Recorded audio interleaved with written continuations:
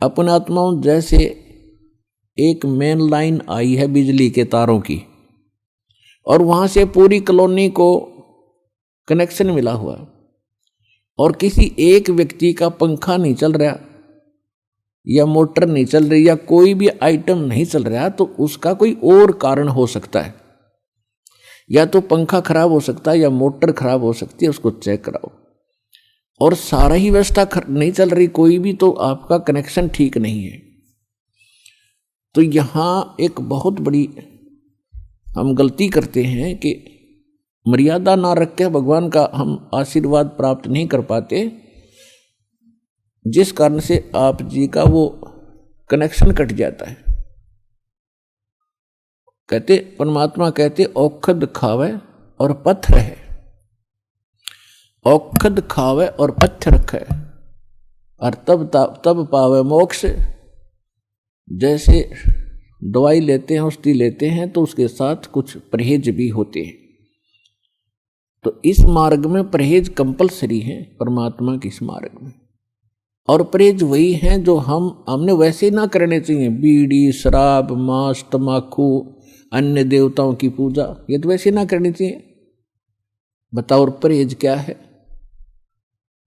तो इस करके ये तो अवश्य रखने ही पड़ेंगे यदि आपने भगवान से लाभ लेना है और मोक्ष प्राप्ति करनी है।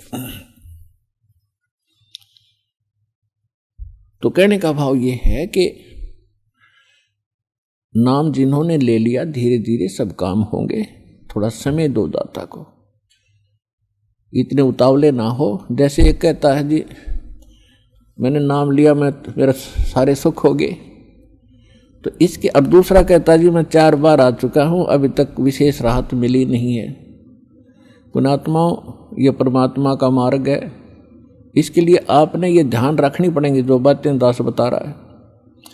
अब जैसे किसी का कोई रोगी है और उसको एक्सीडेंट हो गया किसी का, और उससे ब्लड निकल रहा है, रक्त, और उधर से टांग टूट गई, उस पीड़ा भी बहुत घनी हो रही है। तो डॉक्टर सबसे पहले उस स्थान को ऑपरेशन या किसी कारण से ठीक करेगा जहां से ब्लड निकल रहा है। अगर उसका ब्लड निकल गया तो मृत्यु हो जाएगी, और वो उस तरफ ध्यान नहीं देगा कि टांग टूट रही है और ये रो रहा है, चिल्ला रहा है कि मुझे पीड़ा है। डॉक्टर इलाज भी कर रहा है और वो ये सोच रहा है कि डॉक्टर का ध्यान को नहीं, मैं मर गया, मेरी तो टांग टूट गई। लेकिन डॉक्टर पागल नहीं है। डॉक्टर पहले देख रहा है कि ये करना आवश्यक है, ये टांग तो बाद में जुड़ जाएगी, इस तरह मरा नहीं गा ये। तो इसी प्रकार आपके जिन्होंने दीक्षा ले ली है और जिनके ऊपर कोई ऐसी आपदा आनी है कि आपकी मृत्यु होनी हो, तो पहले परमात्मा उस मृत्यु को रोकेगा, बाकी संसारिक सुख तो फिर आपका ढेर लगा देगा, आपका जीवन एक्सटेंड हो गया था। तो इस बात को आप ध्यान रखना। यह कोई बालकों का लेख नहीं है, और इतने एक मनुष्य जीवन का मिलना हंसी खेल नहीं है।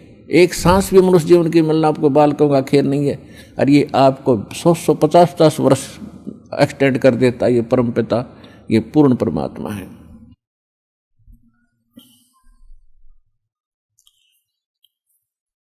तो पुण्यात्मा, इन बातों पर ध्यान रखना जो दास आपको गाइडलाइन बता रहा है। तो इस प्रकार जिनको राहत नहीं मिल रही है वो ये ना सोचो भगवान का ऑपरेशन चालू नहीं है।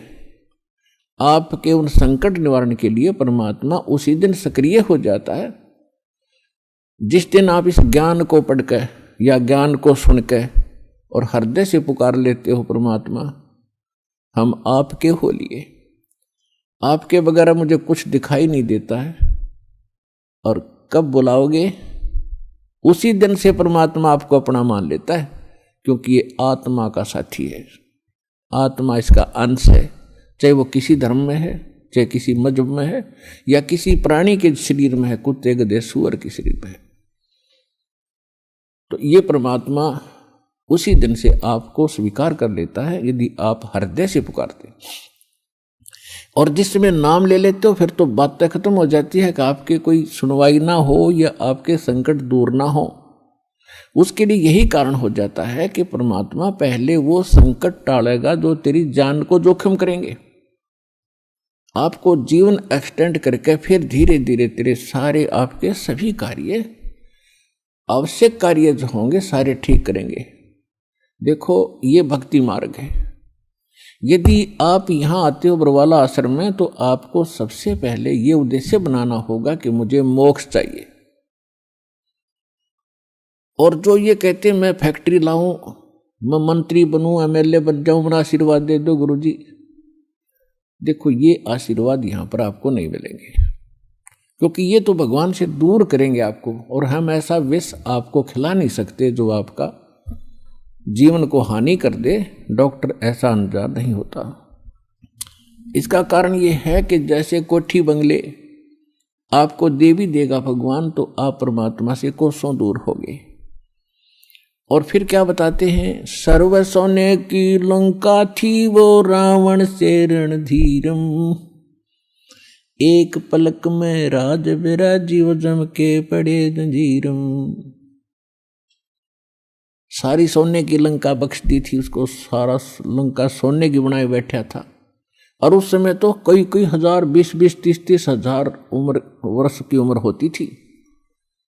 तो उसने त्याग को सोचना कोई बड़ी बात नहीं थी, कभी ना मरूं, 30-40 हजार वर्ष जीऊंगा, क्योंकि सतयुग में 1,00,000 वर्ष की आयु होती है।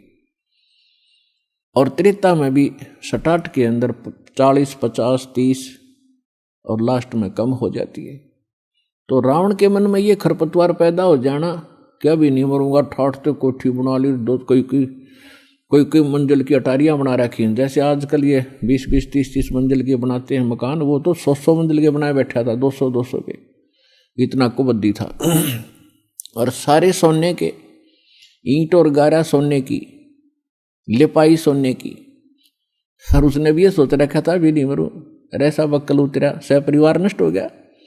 तो कहने का भाव ये है, परमात्मा कहते हैं कि क्या मांगो कुछ थिर न रहाई, ये देखत नैन चला जग जाई, 1,00,000 पूत 1,15,00,000 नाती, उस रावण के दीवान बाती। परमात्मा कहते क्या मांगो, हमें बताते हैं कि क्या मांगोगे। रावण जितने धनी भी नहीं हो सकते, और ऐसे शक्तिशाली सिद्धि युक्त भी तुम नहीं हो सकते। और उसकी क्या दुर्गति हुई, और क्या मांगना चाहिए परमात्मा से। भक्ति दान गुरु दीजियो देवन के देवाओ, जन्म पाया भूलू नहीं करहूं पद सेवा हो। और फिर क्या मांगे, साईं इतना दीजियो जा मैं कुटुंब समाए, हम भी भूखे न रहे अतिथि न भूख हो जाए। इससे अधिक मांगने की आवश्यकता नहीं भगवान। अब परमात्मा ने सारा पता है कि इस बच्चे को क्या आवश्यकता है और कौन सा वस्तु देना अनिवार्य है, और कौन सी वस्तु ये मांग रहा है, इसके लिए ये फायदेमंद है कि नहीं। जैसे डॉक्टर के ऑपरेशन यानी उपचार के अंदर रोगी ने अपनी नहीं चलानी चाहिए, डॉक्टर की ही चाल है। जब डॉक्टर होगा तो सही हो। और डॉक्टर के उपचार के अंदर बीच में कोई टांग अड़ाता है अपनी कि नहीं मत ऐसे कर दो, ऐसे कर दो, वैसे करवा ले, लेकिन उसे लाभ कुछ नहीं होगा, वो रोग नहीं कटेगा। तो इस प्रकार से आप जिस दिन यहां आ जाते हो, आप उपचाराधीन हैं। और आपका रोग कौन सा है? जग सारा रोग यारे, जिन सतगुरु वेद न जाण्या, जग सारा रोग यारे, जग सारा रोग यारे, जिन सतगुरु वेद न जाण्या, जग सारा रोग यारे। कौन सा रोग भाई? जन्म मरण का रोग लग्या है, या तृष्णा बडरी खांसी। जन्म मरण का रोग लग्या है, या तृष्णा बडरी खांसी।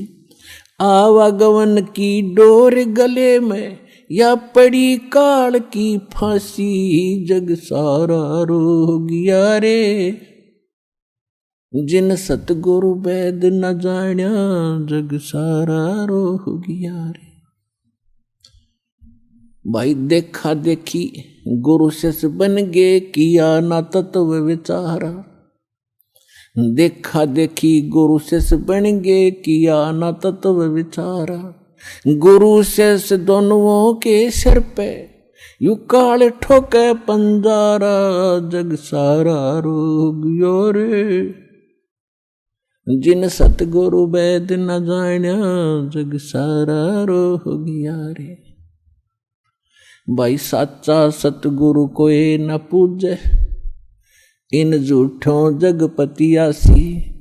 साचा सतगुरु कोई न पूजे, इन झूठों जगपतियासी।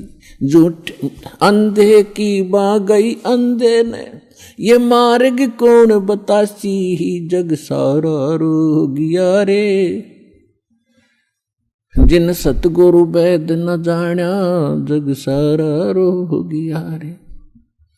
भाई सार शब्द सर जीवन बूटी, घस घस अंग लगावे। सार शब्द सर जीवन बूटी, घस घस अंग लगावे। कहे कबीर तुम सतकर मानो, ये जन्म मरण मिट जावे, जग सारा रोगिया रे।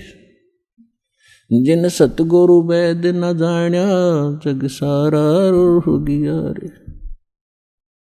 तो इसमें स्पष्ट कर दिया परमात्मा ने कि आपको कौन सा रोग है। क्या बताया कि जन्म मरण का रोग लगा है, और यह तृष्णा बढ़ रही, खांसी और आवागमन की। ऊपर जाओ, फिर वहां से अपना हिसाब करा के नीचे आओ, मनुष्य बनो, गधे बनो, कुत्ते बनो, फिर अपना टाइम पूरा करो, फिर जाओ। फिर वहां से नेक्स्ट आदेश हो गधा बनो, फिर जाओ, फिर आदेश बनो कुत्ता बनो, मनुष्य बनो, देवता बनो, फिर राजा बनो, फिर गधा बनो। कहते ये आवागमन की डोर गले में या काल के कर्म की फांसी आपके लगी हुई है, और इसको केवल परमात्मा पूर्ण ब्रह्म सत्य पुरुष कबीर परमेश्वर के अतिरिक्त कोई ऐसा भगवान नहीं है, देव नहीं है जो इस रोग न काट सके। तो उसको काटने के लिए परमात्मा ने एक विधि बता रखी है, और वह विधि अभी तक छुपा रखी थी, क्योंकि परमात्मा का और काल का एक प्रॉमिस हुआ था, अनुबंध हुआ था। इस काल ने कहा था कि 3 युगों में, सतयुग त्रेता द्वापर में, हे परमात्मा आप थोड़े जीव निकालना, और चौथे युग कलयुग में आप कितने ही ले जाना। काल को पता था कि कलयुग में इनकी पिछली बैटरी कति डाउन हो जाएगी, पुण्य कर्म कति खत्म हो जाएंगे। सतयुग त्रेता द्वापर में, सतयुग त्रेता द्वापर के अंदर आप वीर आप रहे हैं, और वो कौन सी आत्मा है जो सतयुग त्रेता द्वापर में, सतयुग से शुरू होती है मानव शरीर प्राप्त करके, वो आत्माएं होती हैं जो कभी इस कलयुग के इस समय में, जो आज आपको टाइम मिला है, ये बिचली पीढ़ी का समय यानी मध्य का समय है कलयुग का, सत्य भक्ति का।